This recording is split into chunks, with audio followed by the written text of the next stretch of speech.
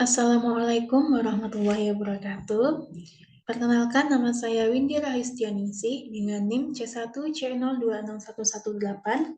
Di sini saya akan mencoba sedikit menjelaskan materi tentang sumber hukum Islam, jenis dan definisi sumber hukum Islam, urutan pengambilan hukum Islam, mujizat Al-Quran, fungsi dan peranan Al-Quran, fungsi as-sunnah, fungsi ijma', dan fungsi qiyas. Untuk memenuhi tugas mata kuliah akuntansi syariah, dengan dosen pengampu Bapak Wirmi Eka Putra. Materi yang pertama, sumber hukum Islam. Secara umum, sumber-sumber materi pokok hukum Islam adalah Al-Quran dan Sunnah Nabi Muhammad SAW. Otoritas keduanya tidak berubah dalam setiap waktu dan keadaan. Sumber hukum Islam merupakan dasar atau referensi untuk menilai apakah perbuatan manusia sesuai dengan syariah atau ketentuan yang telah digariskan oleh Allah Subhanahu wa Ta'ala atau tidak. Sumber hukum Islam yang telah disepakati kebanyakan ulama ada 4, yaitu Al-Quran, As-Sunnah, Ijma', dan Qiyas. Materi kedua, jenis dan definisi sumber hukum Islam. Ada Al-Quran. Secara harfiah, kata Al-Quran berasal dari bahasa Arab, Al-Quran yang berarti pembacaan atau bacaan. Sedangkan menurut istilah, Al-Quran adalah kalam Allah yang diturunkan kepada Nabi Muhammad SAW melalui malaikat Jibril dengan menggunakan bahasa Arab sebagai bukti atas kerasulan Nabi Muhammad SAW dan sebagai pedoman hidup bagi manusia, serta sebagai media dalam mendekatkan diri kepada Allah dengan membacanya. Al-Quran merupakan kitab suci umat Islam sekaligus sebagai sumber hukum Islam yang pertama dan utama. Lalu, yang kedua ada as-sunnah. Jika dalam kitabullah tidak ditemukan, saya akan menyelesaikan perkara dengan sunnah. Demikianlah jawaban Mu'az bin Jabal ketika ditanya oleh Rasulullah SAW pada waktu Mu'az akan berangkat ke Yaman untuk berdakwah. Artinya, sunnah menduduki peringkat kedua setelah Al-Quran sebagai sumber hukum. Secara bahasa, as-sunnah adalah jalan, tabiat, dan kehidupan. Sedangkan sunnah menurut istilah segala yang dinuklikkan dari Nabi Muhammad SAW, baik berupa perkataan, perbuatan, maupun takrir, pengajaran, sifat kelakuan, perjalanan hidup, baik yang demikian itu sebelum Nabi Muhammad SAW diangkat sebagai Rasul maupun sesudahnya. Yang ketiga ada ijma'. Ijma' merupakan menurut bahasa artinya sepakat, setuju, atau sependapat. Sedangkan menurut istilah, ijma' adalah kesepakatan para mujtahid dalam memutuskan suatu masalah sesudah Rasulullah SAW wafat terhadap hukum syar'i pada suatu peristiwa. Ulama Ash menyatakan bahwa ijma' dipandang sebagai salah satu sumber hukum Islam setelah Al-Quran dan hadis jika memenuhi 4 unsur berikut ini. Yang pertama, ada sejumlah mujtahid ketika ditetapkan hukum atas suatu kejadian. Kesepakatan mujtahid mengenai suatu masalah atau kejadian itu lahir tanpa memandang perbedaan kebangsaan atau kelompok. Kesepakatan para mujtahid itu disertai dengan pendapat mereka masing-masing secara jelas tentang suatu kejadian, baik secara ucapan maupun dalam bentuk perbuatan.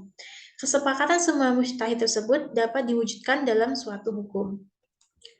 Lalu ada qiyas. Qiyas menurut bahasa artinya mengukur, membandingkan, menimbang, sedangkan menurut istilah, qiyas adalah penetapan hukum atas suatu kejadian yang tidak ada dasar nas dengan cara membandingkan kepada suatu kejadian lain yang telah ditetapkan.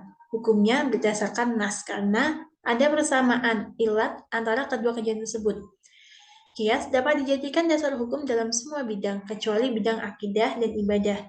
Rukun qiyas ada 3, yaitu Ashi, yaitu dasar yang menjadi ukuran persamaan atau merupakan Al-Quran dan hadis. Ada far'u, yakni perkara yang diserupakan atau dipersamakan. Ada ilat atau sebab, sifat yang menjadi dasar persamaan atau hukum pokok. Al-Quran dan hadis, dengan hukum cabang, hukum sebagai hasil dari qiyas. Materi yang ketiga, urutan pengambilan hukum Islam. Prioritas dalam pengambilan sumber hukum antara Al-Quran, As-Sunnah, Ijma', dan Qiyas ialah apabila terdapat suatu kejadian memerlukan ketetapan hukum, pertama, hendaklah dicari terlebih dahulu di dalam Al-Quran. Apabila rujukan untuk ketetapan hukum itu tidak ditemukan dalam Al-Quran, barulah beralih meneliti As-Sunnah. Apabila rujukan tidak ditemukan dalam Al-Quran dan As-Sunnah, baru dibolehkan merujuk kepada keputusan dari para mujtahid yang menjadi jima'. Sekiranya tidak ditemukan rujukan jima' dalam ijma' dalam masalah tersebut, maka ditempuh kias, yaitu usaha sungguh-sungguh dengan jalan membuat analogi kepada peristiwa sejenis yang telah ada ketentuan hukumnya. Materi keempat, mujizat Al-Quran. Al-Quran merupakan mujizat yang hebat, tetap, dan kekal sepanjang masa. Telah diakui oleh cendekiawan pada masa lalu dan masa yang akan datang. Adapun mujizat Al-Quran adalah sebagai berikut. Yang pertama, keindahan seni bahasa Al-Quran tidak hanya diakui oleh kalangan sastrawan Arab saja, tetapi diakui pula oleh para ahli yang pernah mendalami dan mengkaji ilmu bayan dalam bahasa Arab. Yang kedua, kebenaran pemberitaan Al-Quran tentang keadaan yang terjadi pada abad-abad yang silam. Yang ketiga, pemberitaan Al-Quran tentang hal-hal yang akan terjadi pada masa datang juga merupakan kebenaran yang tidak terbantahkan. Yang keempat, kandungan Al-Quran banyak memuat informasi tentang ilmu pengetahuan yang tidak mungkin diketahui oleh seorang ummi yang tidak pandai membaca dan menulis, dan tidak ada suatu pengguruan atau lembaga pendidikan yang mengajarkannya saat Al-Quran diturunkan. Materi kelima, fungsi dan peranan Al-Quran. Yang pertama ada Al-Quran sebagai pedoman hidup, yang kedua Al-Quran sebagai rahmat bagi alam semesta, yang ketiga Al-Quran sebagai cahaya petunjuk, yang keempat Al-Quran sebagai peringatan, yang kelima Al-Quran sebagai penerang dan pembeda, yang keenam Al-Quran sebagai pelajaran, yang ketujuh Al-Quran sebagai sumber ilmu, yang kedelapan Al-Quran sebagai hukum, yang kesembilan Al-Quran sebagai obat penyakit jiwa, yang ke-10 Al-Quran sebagai pemberi kabar gembira, dan yang terakhir yang 11 Al-Quran sebagai pedoman melakukan pencatatan. Al-Quran dijadikan sebagai sumber hukum yang utama karena Al-Quran berasal dari Allah Subhanahu wa Ta'ala yang Maha mengetahui apa yang baik bagi manusia dan dalam menata kehidupannya, sehingga selamat di dunia dan di akhirat. Al-Quran memuat seluruh aspek hukum terkait dengan akidah, syariah, baik madhah maupun muamalah, dan akhlak serta terjaga keasliannya dan keautentikannya. Materi yang keenam ada fungsi As-Sunnah. Sebagai sumber hukum Islam kedua, setelah Al-Quran, fungsi As-Sunnah adalah sebagai bayan atau penjelas terhadap Al-Quran.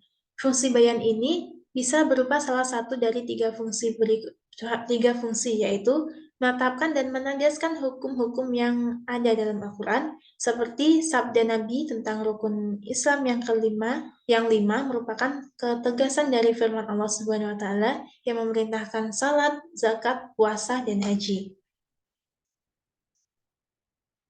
Lalu ada memberikan penjelasan arti yang masih samar dalam Al-Quran untuk memerinci apa-apa yang dalam Al-Quran disebutkan secara garis besar. Mengkhususkan apa-apa dalam Al-Quran tersebut dalam bentuk umum, atau memberi batasan terhadap apa yang disampaikan Allah secara mutlak, seperti perincian cara-cara salat yang diberikan oleh Nabi yang merupakan penjelasan dari perintah melakukan salat secara global dalam Al-Quran. Lalu menetapkan suatu hukum yang belum ditetapkan oleh Al-Quran, seperti haramnya mengawini seseorang perempuan sekaligus mengawini bininya secara bersamaan. Lalu ada fungsi ijma', materi ketujuh. Yang dimaksudkan dengan fungsi ijma' adalah kedudukannya dihubungkan dengan dalil lain, berupa nas atau bukan. Dalam pandangan ulama yang berpendapat bahwa kekuatan suatu ijma' tidak diperlukan sandaran atau rujukan kepada suatu dalil yang kuat. Ijma' ini berfungsi menetapkan hukum atas dasar taufik Allah yang telah dianugerahkan. Dalam pandangan ulama yang mengharuskan adanya sandaran untuk suatu ijma' dalam bentuk nas atau qiyas, maka ijma' itu berfungsi untuk meningkatkan kualitas yang dijadikan sandaran. Itu adalah ulama yang melakukan ijma' tersebut. Materi yang ke-8, yang terakhir, fungsi qiyas. Proses qiyas untuk suatu kasus yang akan dicari hukumnya dengan mencari dalil hukum yang jelas untuk kasus tertentu. Setelah itu, para mujtahid akan mencari alasan yang sama untuk kasus yang akan dicari hukumnya. Jika ditemukan adanya alasan yang sama, maka mujtahid dapat menggunakan ketentuan hukum yang sama untuk kedua kasus tersebut. Sedangkan jika tidak ditemukan alasan yang sama, maka akan dicari ke hukum pokok atau ashhi. Demikian materi yang dapat saya sampaikan. Apabila ada salah kata, saya mohon maaf. Saya akhiri. Wassalamualaikum warahmatullahi wabarakatuh.